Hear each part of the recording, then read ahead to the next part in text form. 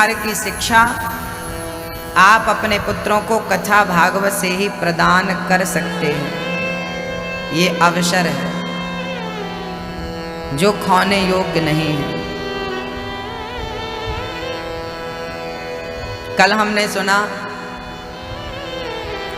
राजा परीक्षित को 7 दिवस में मरने का श्राप लगा।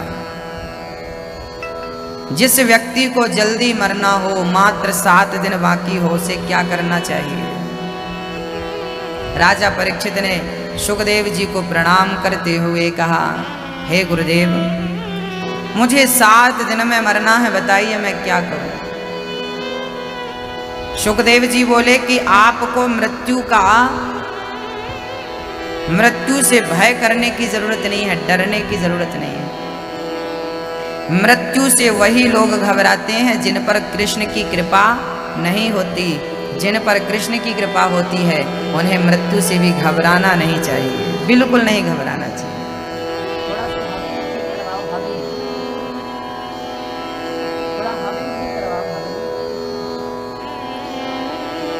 मृत्यु से डरने की बिल्कुल जरूरत नहीं है। राजा परीक्षित बोले, प्रभु मुझे क्या करना चाहिए? सुखदेव जी बोले कि हर श्वास में हो सुमिरन तेरा, यूं बीत जाए जीवन मेरा।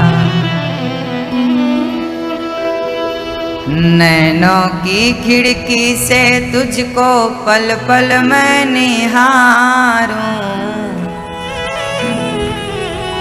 अरे नैनों की खिड़की से तुझको पल पल मैं निहारूं, मन में बिठा लूं तेरी आरती उतारूं, डाले रहूं तेरे चरणों में डेरा, यूं बीत जाए जीवन मेरा। श्वास श्वास में हरे भजो, वृथा श्वास मत खोए, ना जाने इस श्वास का आवन हो या न हो। जिसे जल्दी मरना हो उसे क्या करना चाहिए? ये भागवत का प्रश्न है। अच्छा, जल्दी किससे मरना है बताओ? हम सभी सम्मिलित हैं, हम सभी को जल्दी मरना है। मैया जी, गई बहुत थोड़ी बची, नारायण अवचेत, काल चिरैया चुग रहे,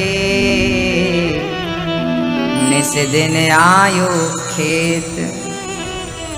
बहुत चली गई, बची कितनी है? थोड़ी सी। तो जल्दी मरना है हम सभी को, 7 दिन में मर जाना है। 8वां दिन होता ही नहीं है, सोमवार से रविवार तक 7, इन्हीं में आए हो, इन्हीं में जाओ। ये प्रश्न हम सभी के लिए है कि क्या करें हम?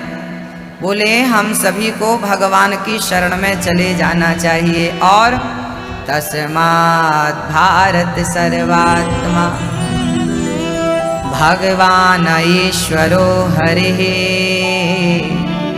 श्रोतव्यः कीर्तितव्यश्च स्मर्तव्यश्चेच्छिताभयम्। सब में भगवान का दर्शन करने की आदत बना लेनी चाहिए। तस्मात् भारत सर्वात्मा भगवान ईश्वरो हरे।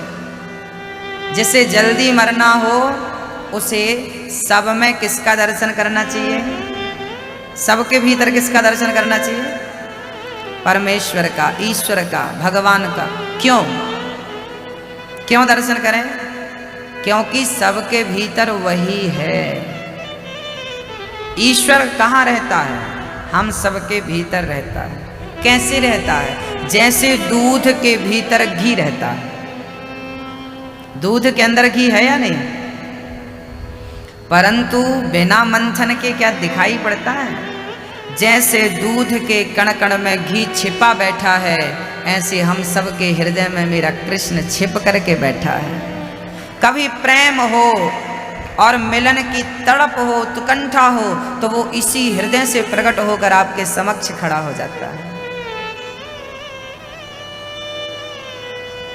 इसलिए सब में किसका दर्शन करना है? नियम से। जो दिख रहा है उसके सिवा कुछ है ही नहीं। हमने एक दिन कहा था कि मिट्टी में, घड़े में मिट्टी के सिवा कुछ नहीं है, और आभूषण में गोल्ड के सिवा कुछ नहीं है। ऐसे सृष्टि में मेरे कृष्ण के सिवा कुछ है ही नहीं। जब कुछ है ही नहीं तो फिर जमाने को देखने से फायदा क्या? जमाने में कृष्ण को देखना शुरू कर दीजिए। जमाने में कृष्ण को देखना शुरू कर दीजिए। तो सबसे पहले मरने वाले व्यक्ति को अपनी दृष्टि ठीक करनी चाहिए।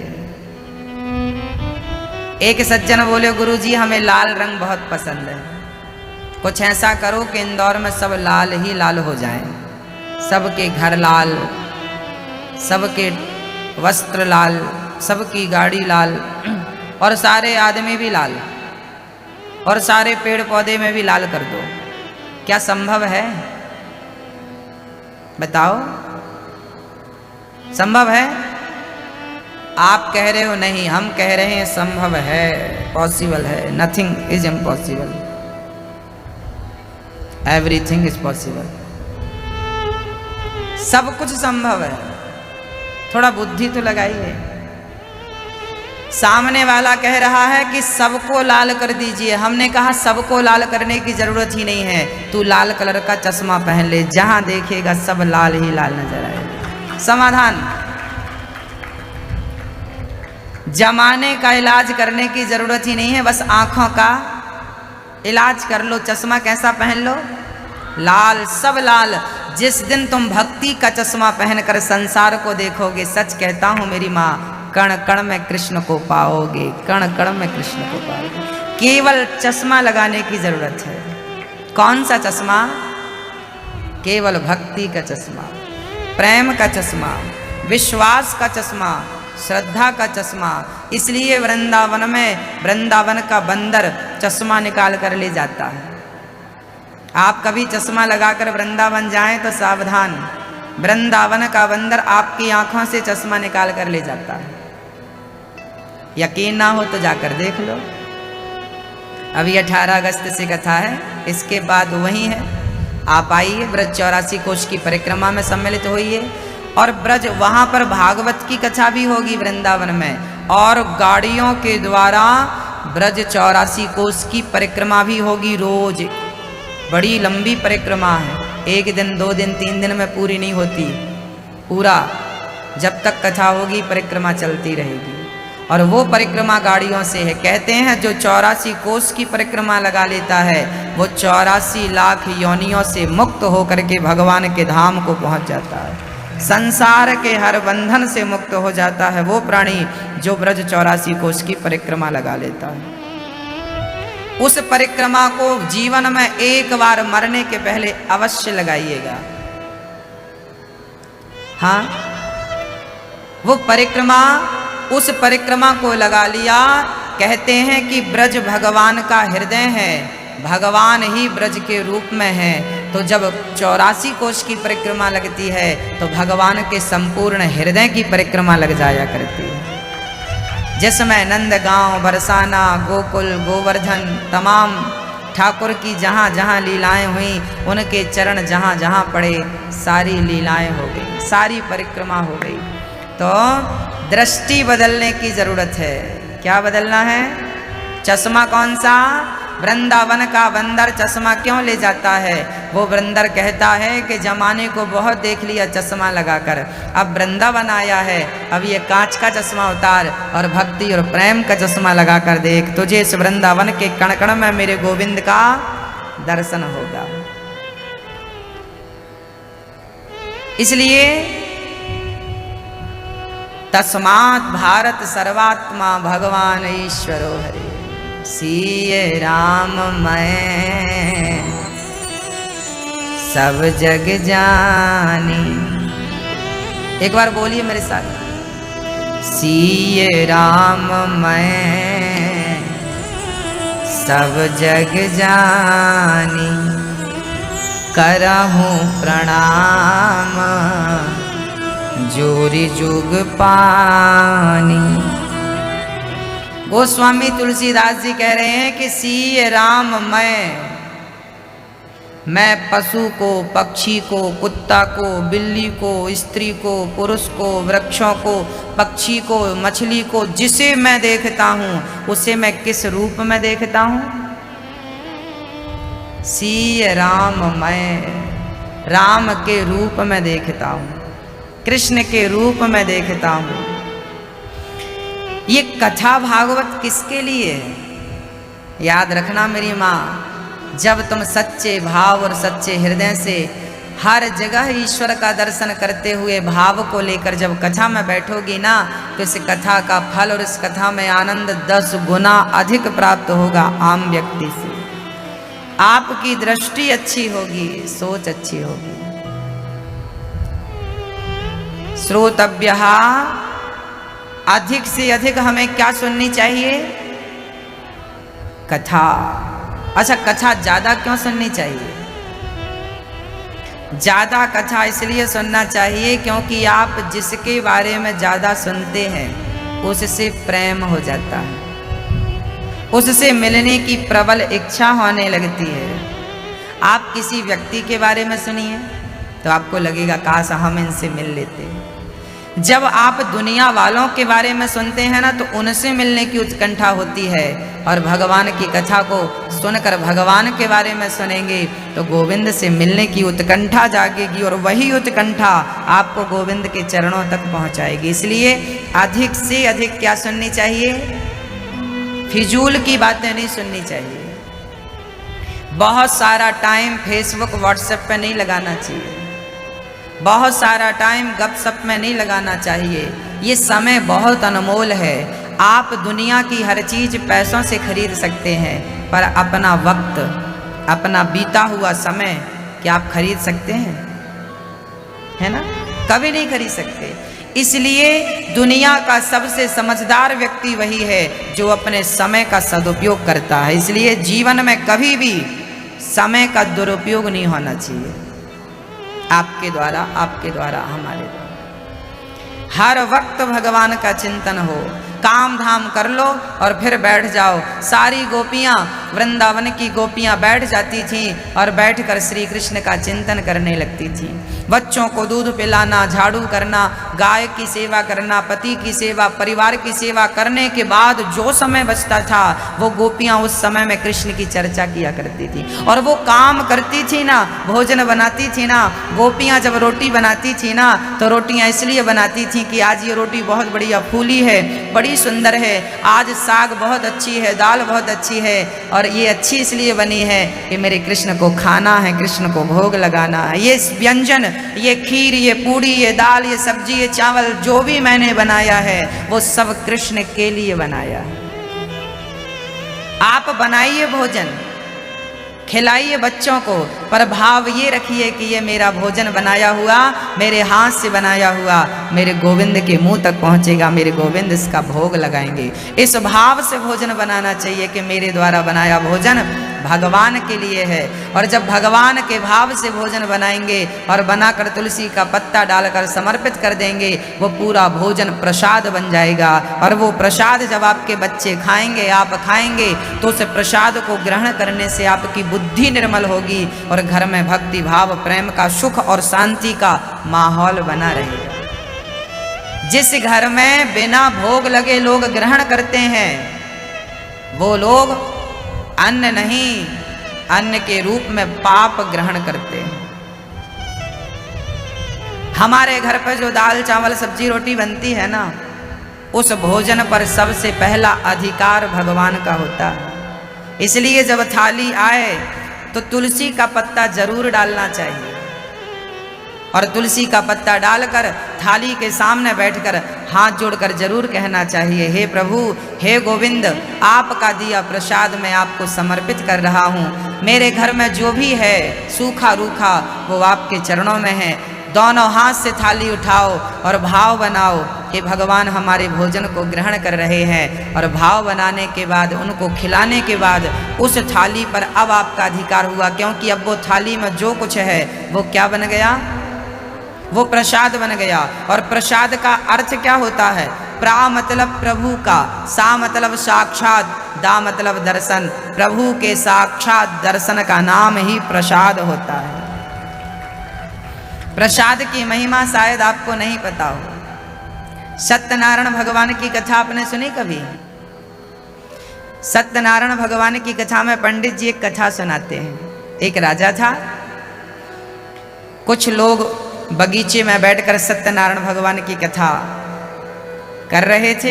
एक राजा पहुंचा अपनी सेना के साथ, बड़ा अहंकारी, और वहां गया तो ग्वाल वालों ने, सत्यनारायण भगवान की कथा करने वालों ने राजा को पत्तल में प्रसाद दिया, पंजीरी, दही डाल करके, पंचामृत डालकर पंजीरी और पंचामृत दिया। राजा साहब, हमने सत्यनारायण भगवान की कथा सुनी है, आप आए हैं, ये प्रसाद ग्रहण कर लो। राजा ने मुंह फेर लिया, अरे हम तो राजा हैं, 56 भोग खाते हैं, पंजीरी खाएंगे तुम्हारी? रखा रखाया छोड़कर राजा गया। सत्यनारायण भगवान की कथा में लिखा है कि राजा ने प्रसाद का अपमान किया, अनादर किया, और जब वापस गया तो उसका पूरा राज्य भगवान ने छीन लिया, क्योंकि तुमने प्रसाद का अनादर किया। ये सत्यनारायण भगवान की कथा में वर्णन है।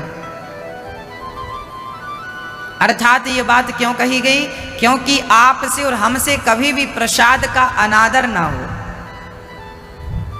कभी भी प्रसाद का अनादर ना हो, अन्न का अनादर ना हो। अन्न ही ब्रह्म है, ईश्वर है, इसलिए उतना ही थाली पे लेना चाहिए जितना खा सको। इतना मत ले लो कि बाद में फेंकना पड़े। हाँ, किसी और के अधिकार का दाना अपने नाली में फेंक दिया, पाप का भाग आपको ही मिलेगा। इसलिए हर गलत काम के पीछे एक अच्छी विचारधारा होनी चाहिए। क्या हम ये जो कर रहे हैं सही है या गलत है? सोच होनी चाहिए, विचार। बिना विचारे जो करें सो पाछे पछताएं। काम बिगाड़े आपनो जग में होत हंसाएं। इसलिए कोई भी काम बिना विचारे नहीं करना चाहिए। प्रसाद ग्रहण करें तो जो भी आप खाएं सबसे पहले भगवान को भोग लगाएं, फिर प्रसाद स्वरूप उसे ग्रहण करना चाहिए। फिर वो अन्न आपकी बुद्धि कभी बिगाड़ेगा नहीं। कल हमारी एक मैया ने हमसे प्रश्न कर लिया, वो प्रश्न आप तक पहुंचाना मैं चाहता हूं, इसलिए बोलना अनिवार्य समझ रहा हूं। कल हमारी एक मैया ने एक प्रश्न किया कि गुरुजी, क्या हम लहसुन और प्याज खा सकते हैं? क्या हम लहसुन और प्याज खा सकते हैं? और नहीं खाएं तो क्यों नहीं खाएं? आखिर लहसुन प्याज को गुरुजी लोग क्यों मना करते हैं?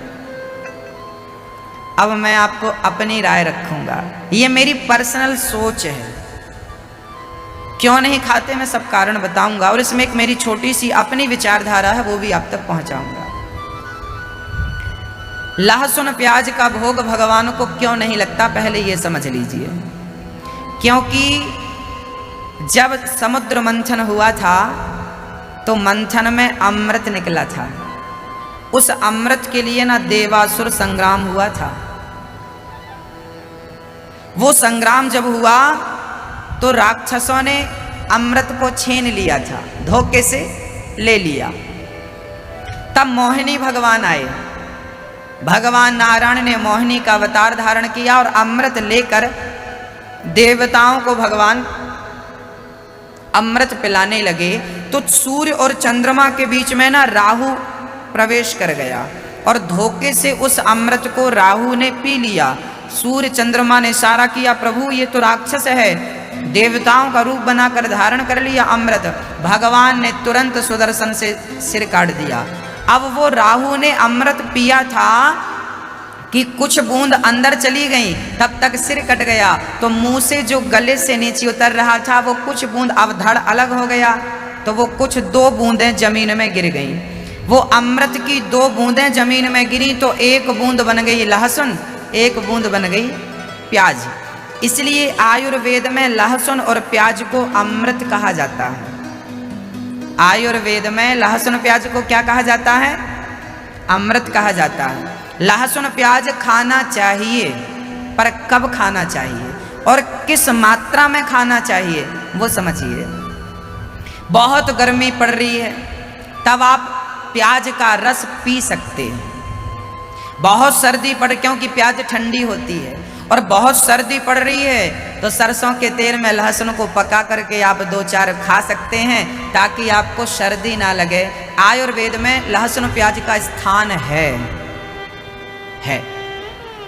चूंकि वो एक राक्षस के गले से होता हुआ गुजरा है, इसलिए उसका भोग कभी भगवान को, क्योंकि वो जूठा है।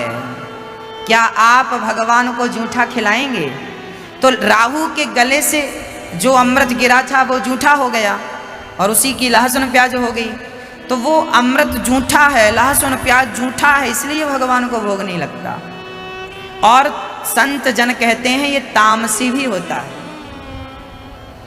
और अब हमारा एक विचार सुन लीजिए कि लहसुन प्याज छोड़ना अच्छी बात है, परंतु कब?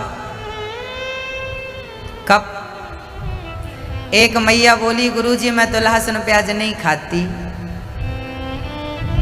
मैंने तो कई वर्ष हो गए लहसुन प्याज छोड़ दिया है, पर मैंने देखा कि वो अपनी बहू की बुराई करती थी। मैंने कहा मैया जी लहसुन प्याज छोड़ दिया, तुमने ये बुराई करना कब छोड़ोगी? लहसुन प्याज छोड़ दिया पर अहंकार नहीं छोड़ा, लहसुन प्याज छोड़ दिया पर निंदा नहीं छोड़ी, झूठ नहीं छोड़ा, कपट नहीं छोड़ा, तो लहसुन प्याज छोड़ने का फायदा क्या? मैं पहले ये निवेदन करना चाहता हूं कि पहले आप अहंकार को त्याग दीजिए, क्रोध को त्याग दीजिए, अपने अंदर की सारी बुराइयों को त्यागने का प्रयास करिए। जब ये त्याग देंगे आप तो लहसुन प्याज बहुत बड़ी चीज नहीं, वो तो अपने आप छूट जाएगी। इन्हें छोड़ना थोड़ी पड़ता है, इन्हें छोड़ना थोड़ी पड़ता है। कोशिश करिए कि आपके भीतर जो अनेक बुराइयां हैं, पहले आप अपनी उन बुराइयों का परित्याग करें।